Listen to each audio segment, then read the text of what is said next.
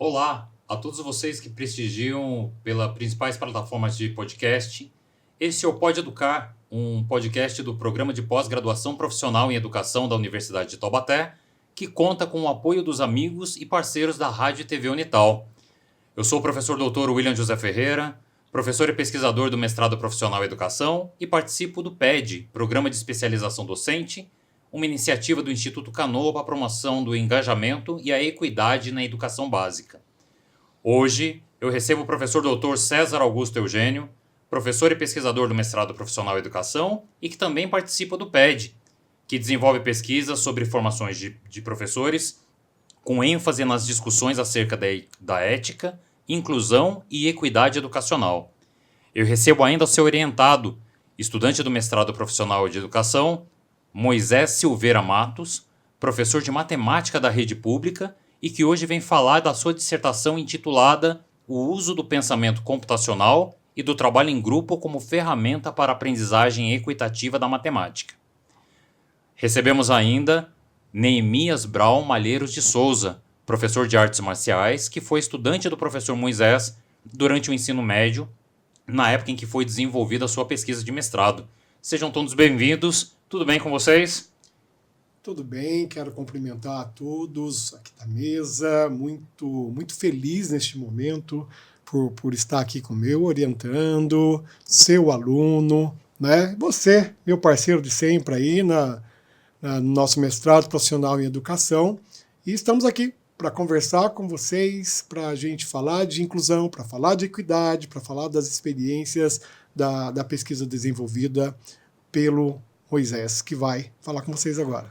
Olá a todos, foi um prazer estar aqui com vocês, foi um desafio imenso passar por essa dissertação e aplicar essas técnicas que a gente aplicou, né, na sala de aula, na escola pública, e que é uma luta, né, nossa, para que o ensino da matemática mude e que a gente traga equidade, né, principalmente no ensino da matemática.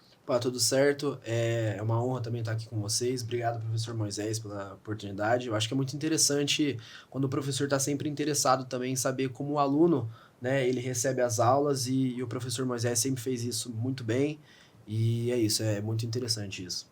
Eu estou muito feliz e estou muito empolgado em poder conversar com vocês sobre esse trabalho mega importante que o Moisés vem desenvolvendo. Moisés, falando já que eu falei que é um trabalho muito importante, do que se trata? O que você fez no mestrado? Então, né, a gente passa por um período no ensino, principalmente da matemática, difícil, né, porque a maioria dos alunos chegam no ensino médio com uma defasagem muito grande de matemática, principalmente nos conceitos básicos, né, nos fundamentos da matemática mesmo. Então, o nosso trabalho, ele investiga, né, duas ferramentas. O trabalho em grupo, que é inspirado em Elizabeth Cohen e Rachel Lowton, no livro delas, que é intitulado Trabalho em Grupo. Elas trazem algumas técnicas diferenciadas para trabalhar em grupo, e no pensamento computacional, que hoje é ela está inserida na BNCC, né, como uma das habilidades que os alunos precisam ter. Então, eu utilizei essas duas ferramentas para investigar se ela promove equidade no processo educacional de matemática. A ideia, então, é trabalhar com equidade. Equidade é a nossa palavra-chave. Tá. Professor César, para aqueles que ainda não são familiarizados com o tema e com a nossa linha de pesquisa Práticas Pedagógicas para a Equidade, por que esse tipo de abordagem é importante no ensino e, em especial, no ensino de matemática? Quando nós falamos que todos têm direito à educação e por isso têm direito a aprender, nós temos que sim, como falou muito bem Neemias, né? Nós, professores, temos que sim nos preocupar como que o aluno aprende. Alunos são pessoas têm a sua história, a sua singularidade, né? A sua forma própria, e o seu tempo de aprender é diferenciado. Então, as tais defasagens que o Moisés coloca para a gente são defasagens que foram geradas, cada um pelos seus próprios motivos. né, por relações problemáticas com professores anteriores, né, por questões mesmo de acumularem-se dúvidas, né, desde os fundamentos da matemática e não conseguirem avançar para temas mais complexos quando chega no ensino médio, né? Então, quando eu penso em equidade, o clássico da equidade qual que é mesmo? Nós temos que tratar os desiguais com desigualdade. Quer dizer que sim, eu tenho que perceber que alguns precisam mais, uns mais do que os outros, né? Então, no nosso mestrado profissional em educação, na linha Práticas Pedagógicas para a Equidade, né, nós refletimos sobre isso. Como é possível garantir ao aluno o direito de aprender, né? E por isso vamos falar de aprendizagem equitativa, onde todos, de forma colaborativa, cooperativa, no espírito solidário, né, uns ajudam aos outros muito mais do que a ideia de competição, né, que é substituído pela colaboração e cooperação. E acho que é importante a gente ressaltar que equidade é diferente de igualdade, né? Exatamente. A igualdade foi uma conquista histórica, porque vivemos e ainda vivemos, né? Vivíamos e ainda vivemos por uma herança mesmo de uma sociedade claramente escravocrata e de culturas diversas, né? Uma desigualdade. Então a igualdade foi uma conquista garantida na Constituição Federal, né, ainda vigente na nossa Constituição de 88, uma igualdade garantida na Lei de Diretrizes e Bases, né, mesmo com as suas melhorias ao longo dos anos, né, desde 96, e a equidade é a percepção de que a igualdade, apesar de ser uma conquista, ela ainda não é suficiente. Vamos só deixar um exemplo aqui para ficar bem fácil para os nossos os colegas, né, educadores que vão nos assistir. Eu sou um professor muito bacana, e eu escrevi um livro, e eu vou distribuir os livros para meus alunos, mas eu tenho um aluno cego, né? Então, se eu quero distribuir o meu livro para os meus alunos, eu tenho que garantir que esse livro seja em braille. Esse é só um pedacinho quando nós falamos sobre equidade. Eu tenho que preocupar. Como esse aluno vai ler esse meu livro? A igualdade, eu dou um livro para cada um, né? A equidade, vou ter que produzir um livro em braille. Moisés, se o seu trabalho trata de equidade e ele trata de matemática, na escola, como é que isso aconteceu? Bom, no contexto da minha pesquisa, eu escolhi uma terceira série do ensino médio, né, onde muitos alunos, ali nós tínhamos uma diversidade muito grande de social, cultural, né, e conhecimento, de escolas de fundamental que eles eram diferentes, né. Então, assim, o pensamento computacional... Bom, antes eu falar um pouco do trabalho em grupo, que eu acho que é importante. O trabalho em grupo proposto pelas autoras, que eu citei, elas trazem algumas técnicas importantes aí para poder trabalhar em grupo. A gente não faz só um agrupamento, pede para os alunos sentarem em grupo, a gente distribui papéis para eles, né? Inclusive, no mestrado, nas aulas de mestrado, a gente vivenciou bastante isso. Então, a gente transferiu isso para a nossa pesquisa também. Então, essa distribuição de papéis, cada aluno ele vem com a sua bagagem, né? Tem uma bagagem de um aluno que sabe um pouco mais tem habilidades mais manuais, outros que percebem, tem um raciocínio lógico um pouco melhor. Então, eu aliei isso ao pensamento computacional porque o pensamento computacional ele tem 4 pilares, né? Eu tenho o reconhecimento de padrões, a decomposição, o reconhecimento de padrões, a abstração e o algoritmo. Então, são 4 pilares. Esses 4 pilares, cada um desses 4 pilares, eles podem ser adaptados nas atividades abertas, por exemplo, de matemática. Quando a gente fala atividade aberta, a gente está falando atividade de piso baixo, teto alto. Ou seja, é uma habilidade que todos podem participar, é uma atividade que todos podem participar. Então, eu acho que isso, com os 4 pilares e o trabalho em grupo unido, trouxe muita equidade no processo. Alunos com TEA, por exemplo, ou alunos que não participavam de jeito nenhum da apresentação de um trabalho, por exemplo, eles apresentavam. Então, assim, foi algo que eu pude presenciar e posso atestar hoje que sim, funciona, né? O trabalho em grupo proposto dessa forma, aliado a um pensamento computacional. E, assim, eu acho que o meu estudante aqui, ele pode falar muito bem sobre... Ele pode testemunhar sobre isso de forma bem interessante. Professor César, o diferencial da proposta, então, é trabalho em grupo, com papéis definidos e uma intencionalidade pedagógica voltada para a equidade. É isso? Exatamente. Porque nós sabemos, o que é muito natural do ser humano, né, é se agrupar pela afinidade. Né? E não estamos contrários a isso, professores, colegas, todos aqueles que nos assistiram. Estamos contrários às afinidades. Não é isso, não.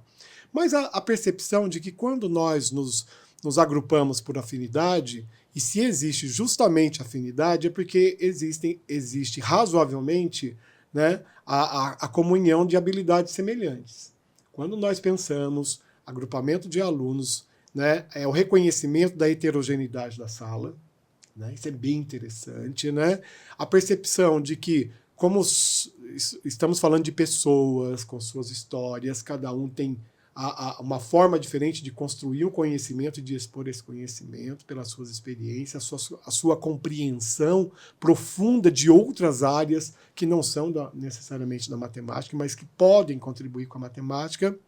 E ainda, uma vez agrupados, né, com critérios, isso é muito interessante, Will, né, com critérios, né, que são aleatórios à atividade a ser desenvolvida. Né? Isso é muito bacana. É muito bacana. Então, assim, eu vou pensar num critério da data de nascimento, eu vou pensar o critério sei lá, da cor do tênis, da cor da roupa. E aí, muito cuidado para não reforçar estereótipos que estamos falando de equidade. Hein? Tá? Uma vez agrupados dessa forma, nós garantimos a heterogeneidade. Se tratam de grupos heterogêneos, até porque a homogeneidade é uma ilusão. Tá? É apenas uma abstração isso. Né? E chegamos ao ponto de a divisão de papéis. A divisão de papéis é bem interessante, porque nós vamos, ao dividir os papéis, combater os status. Status que, né, diferentes lugares ocupados na sala de aula, nas relações que são estabelecidas ali dentro. Muito bom.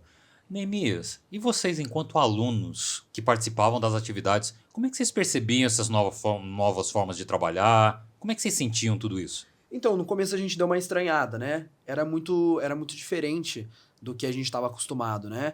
E assim, justamente como ele falou, a gente ia ter que resolver um problema ali, fazer uma atividade com alguém que a gente não tinha uma grande afinidade, né?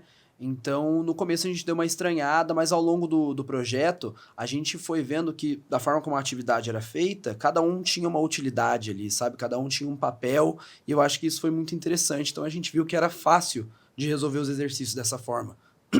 Então, eu acho que foi muito interessante. A galera aceitou bem depois. Muito bacana ouvir tudo isso, e especial que isso faz diferença na vida dos estudantes mesmo, né, Moisés? Olha, esse é o último... No primeiro dia, na primeira aula que eu planejei na dissertação, ocorreu esse fato que eu falei agora há pouco, sobre um aluno, e que ele não participava de nada na sala de aula. Ele realmente não fazia o que a gente orientava, não participava. E esse dia, além de participar, ele apresentou o resultado deles. Então, assim, acho que o trabalho em grupo, principalmente, como ele é proposto dessa forma, com divisão de papéis, e que você pode, sim, às vezes, trocar um membro do grupo ou outro, mas que você prepara para ser o mais heterogêneo possível, né, na sala de aula, você consegue ótimos resultados com isso. Lembrando que esses papéis, eles ainda são rotacionados, né? Assim, eles não são os mesmos nas atividades, na sequência de atividades, ele não acontece dessa forma, né? É isso mesmo. Né? De quais papéis estamos falando? Me ajudem aqui se eu me esquecer de algum, né? A gente tem um facilitador, não é isso? Que é aquele responsável em garantir que todo mundo sabe o que será feito. Neemias me ajuda, né? vai lembrando, né? Agora é a hora agora é a hora. Do facilitador a gente tem o monitor de recursos, não é isso? Recursos. A gente tem O Controlador harmonizador. do tempo. Controlador do tempo, isso mesmo, né? Para tudo você- que a gente vai fazer, tem que ter um controlador do tempo. Aquele cara chato que fala, ó, tá falando bastante, né? Neemias não falou ainda, né? É bem interessante também a valorização, né? Que todos falem. Né? Inclusive. Eu falava a frase que a gente tinha, que eu colocava no slides, que a gente aprendeu no nosso curso de mestrado aqui, era todos terminam, a atividade termina quando todos terminam. Né? Então, e quando todos entendem a atividade. Não Senão tem a termina. minha parte e a sua parte. Né? Exatamente. Existe o grupo. Sim. Por isso a gente falou no início que nós vamos assim mudando, é uma mudança de paradigma. A gente vai saindo da competição e vai se apropriando dos princípios da colaboração e cooperação. Né? Mas só para fechar, daí a gente tem um repórter que é esse que apresenta. Então, quando o Moisés falou desse aluno autista, esse aluno foi repórter, o aluno que apresenta o produto do grupo, né? Neste caso. E, como o professor Will fala bem aqui, esses papéis eles mudam para cada atividade. Então, eu fui repórter um dia, eu sou monitor de recursos no outro dia, sou facilitador no outro dia, né, sou controlador do tempo no outro dia, e chega um dia que eu sou repórter. E assim as coisas vão acontecendo e habilidades novas vão sendo desenvolvidas. A equidade está aí, né? A equidade está aí. E as transformações, elas vão se tornando, né, notáveis, né, à medida que a gente vai passando isso ao longo do tempo e as sequências vão evoluindo. Eu acho muito interessante isso. Tem uma frase, até o Moisés acabou puxando uma das que a gente utilizava nas aulas, mas é fundamental a gente perceber que ninguém tem todas as habilidades, mas todo mundo tem pelo menos uma e pode contribuir com o processo, né? Exatamente, né? Todos nós temos alguma coisa a oferecer. Ninguém é desprovido de habilidades, né? Vale lembrar, acho que vale a pena a gente registrar isso, vale lembrar que ali no mestrado nós chegamos a apresentar para os alunos, o Moisés vai lembrar disso, né? Um vídeo de uma escola pública onde eles iriam tratar de misturas homogêneas, e um garoto que era ajudante de pedreiro lá do pai e tal, e eu sei o que é mistura homogênea, né? Porque não vai aparecer a areia, não vai aparecer o cimento, né? Quer dizer, chega um ponto que é a massa. Tá, olha, ele, aparentemente um aluno não sabe nada, é um aluno atrasado e tal, foi o aluno que contribuiu com o conceito de mistura homogênea que foi desenvolvido na aula naquele momento. Né? Todos nós temos algo a oferecer. Né? E é papel do facilitador, né? Dar esse tempo, o mesmo tempo de fala, valorizar a fala de cada colega e tal, o que também é um esforço e um aprendizado. Né? Eu acho que cabe ressaltar aqui que isso é um processo também que envolve um planejamento muito grande antes do professor. Porque se você acha que você vai chegar na sala de aula e vai aplicar isso sem um planejamento muito grande, prévio, isso não consegue. Como todas as nossas aulas, né, que a gente tem que planejar, mas quando a gente planeja, muito bem planejado, esse tipo de atividade, esse trabalho em grupo, atividades voltadas a pensamento computacional, nas 4 pilares, às vezes você pode adaptar para um pilar só a atividade, né? Só o reconhecimento de padrões do pensamento computacional já é uma habilidade do pensamento computacional. Então, assim, o planejamento é um fator fundamental para que esse processo ocorra. Eu gostaria de perguntar para vocês, já puxando esse gancho, qual que é o real sentido da gente propor essas práticas para os professores da educação básica e qual que é a importância da formação continuada, da gente fazer o desenvolvimento profissional da maneira como a gente faz no MPE? Qual que é a importância disso tudo? Para responder isso, a gente tem que resgatar a fala do Neemias. Né? Muito interessante quando o professor se preocupa com um aluno aprender. É isso mesmo, Neemias? Sim, com certeza. Né? E sente essa diferença mesmo. Né? O professor que se preocupa com o aluno aprendendo e o professor que vou passar alguma coisa aqui. Né? Só antes de eu responder, fala um pouquinho disso de novo, que eu acho interessante. Não, eu acho que o aluno também, quando ele sente que como ele recebe a informação, como ele recebe a aula, é valorizado, ele também ele se propõe a prestar mais atenção, a se envolver mais na aula, né? E eu acho que, como eu falei, a atividade ela é muito legal porque todo mundo tem uma utilidade, né? E eu acho que isso é muito bacana. Então, por isso ele também se sente mais participante ali do negócio. Eu acho que isso é muito, muito mágico, honestamente. Por exemplo, o exemplo que você disse do aluno e tudo mais, que era um aluno que tinha dificuldade para participar das aulas, você vê lá ele apresentando, sabe? Como colega mesmo, isso também é muito bacana. Você vê a gente, porra, a sala tá evoluindo, né? Muito legal. E é nesse sentido mesmo que a gente tem que perceber como que isso foi possível na sala do professor Moisés. Foi possível porque ele se propôs a continuar os estudos. Foi possível porque ele se propôs a desenvolver novos conceitos. Foi possível porque, de alguma maneira, ele percebeu que ele pode oferecer mais, pode ter um desenvolvimento profissional muito maior quando se propõe a continuar. E estamos falando, então, de formação continuada, Sim. que pode se dar, sim, na formação continuada oferecida nas redes, que cada um participa, mas pode também se dar no estrito senso, no mestrado profissional em educação, oferecido pela Universidade de Taubaté, claro, né? Moisés, e teve transformação na sua prática? Todo esse processo de desenvolvimento, essa formação? Olha, teve sim. Eu acho que não tem um professor, um estudante aqui do mestrado profissional que saiu da mesma forma que entrou. A gente realmente foi modificado, né?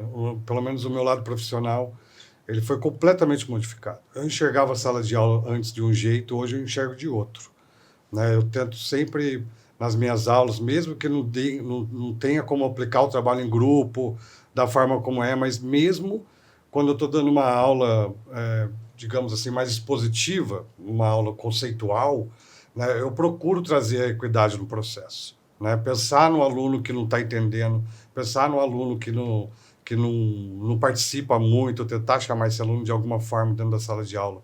Então, ele traz, sim, a equidade ecoa na minha cabeça o tempo inteiro na sala de aula. Muito bom, parabéns pelo seu trabalho. Professor César, como é que se faz para participar da linha 3, Práticas Pedagógicas para a Equidade do MPE? Bom, primeiro lugar, né? Você pode encontrar claras informações sobre o nosso mestrado, sobre as 3 linhas, né?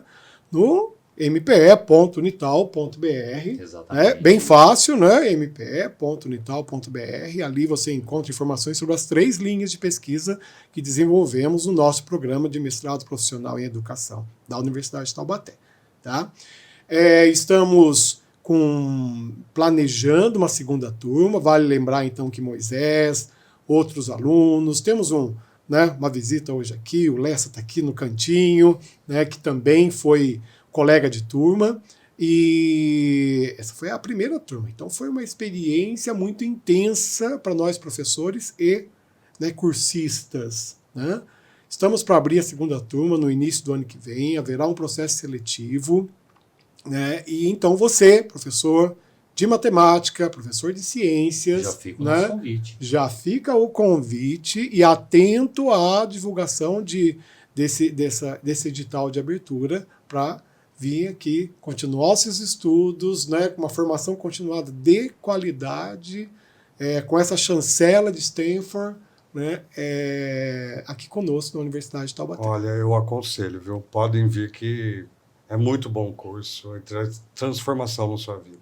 A equidade ela não é um adorno pedagógico, ela é a própria razão de ser da educação. Então fica o nosso convite para que venha construir conosco novas perspectivas, novos horizontes e tentar quebrar esse paradigma, essas disparidades que assolam a nossa sociedade. Olha, gente, gostei demais. A experiência aqui discutida mostra que é possível construir sala de aula em que todos participam e aprendam, desde que a gente tenha coragem de rever as nossas práticas tradicionais e apostar na colaboração. Esse é o ponto. Foi muito bom ouvir essas possibilidades e saber que temos ótimas perspectivas de formação continuada aqui na nossa região. Nesse momento a gente vai encerrando o nosso podcast, mas antes eu gostaria de agradecer a todos que nos acompanharam, com essas pessoas que conduzem tão bem essas pesquisas que ouvimos hoje. Muito, muito obrigado a cada um de vocês. Obrigado a você, Moisés, pelo trabalho desenvolvido. pela sua iniciativa, por tudo que você acabou fazendo dentro da proposta do nosso mestrado, ao professor César, meu companheiro de batalha no MPE, e ao Neemias, que você continue firme e perseverante nos seus estudos e na continuidade da carreira. Obrigado a todos vocês, aos amigos e parceiros do programa de pós-graduação profissional em educação, mas principalmente a você que esteve conosco nessa reflexão. Meu muito, muito obrigado. E assim a gente encerra esse Pode Educar. Entre na página da Unital, entre na página do MPE, mpe.unital.br, que tem informações sobre os nossos cursos de pós-graduação, mas no site da Unital você também encontra as informações dos cursos de graduação e outras possibilidades na universidade. Venha conosco, vamos construir um mundo melhor. Entrando no mpe.unital.br, você vai encontrar a pesquisa completa do Moisés lá. Pode baixar, né? E boa leitura. Muito obrigado. Um grande abraço a todos e até breve.